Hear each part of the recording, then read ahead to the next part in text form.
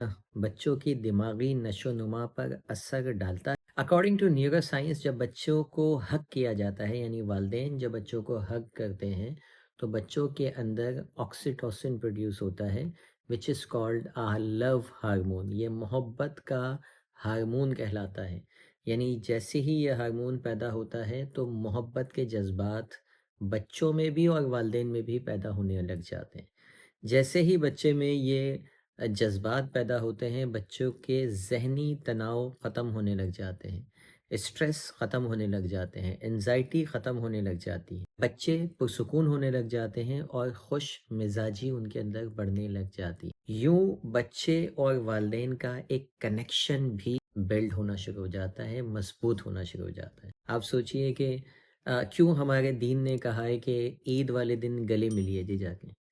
Love hormone, क्योंकि मोहब्बत का दिन है ना, वो दिन ऐसा है, खुशियाँ बाँटने का दिन है। जब किसी के यहाँ कोई तकलीफ़ आए तो जाके उसको गले लगाओ।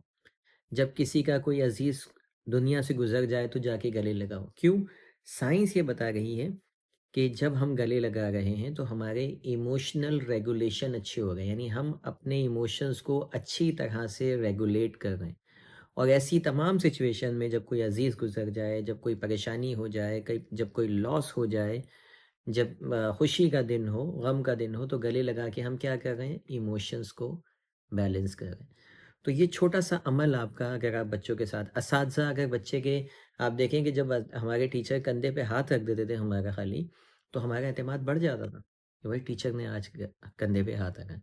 लेकिन मेल टीचर मेल के कंधे पे हाथ रखें, फीमेल फीमेल के। ये ना कि वीडियो देखने के बाद आप मेल और फीमेल आपस में कोई असातिज़ा उस्ताद भी हों तो आपको ये हक़ नहीं है कि आप किसी फीमेल स्टूडेंट के कंधे पे या सर पे हाथ रखें।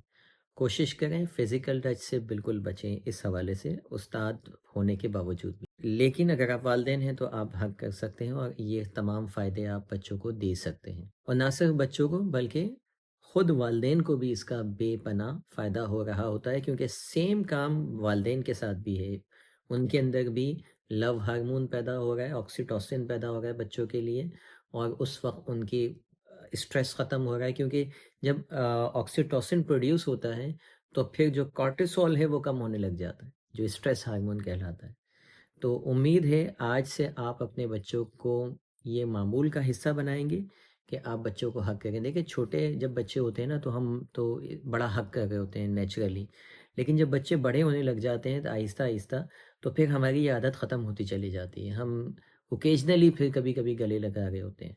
और कुछ तो इतने वालिदैन इतने मसरूफ़ होते हैं कि वो उनको याद भी नहीं होता कि आखिरी मर्तबा बच्चे को गले कब लगाया था। तो इस चीज़ को अपनी पेरेंटिंग का लाज़मी जुज़्व करार दीजिए। रेगुलर बेसिस पर जो है बच्चों को हग कीजिए। ये वीडियो पसंद आई हो तो और वालिदैन से लाज़मी शेयर कीजिए। असातिज़ा से भी शेयर कीजिए, उनके लिए इसमें ख़ास पैगाम दिया गया है। तो मिलते हैं किसी और वीडियो में। Thank you for watching. अल्लाह हाफ़िज़।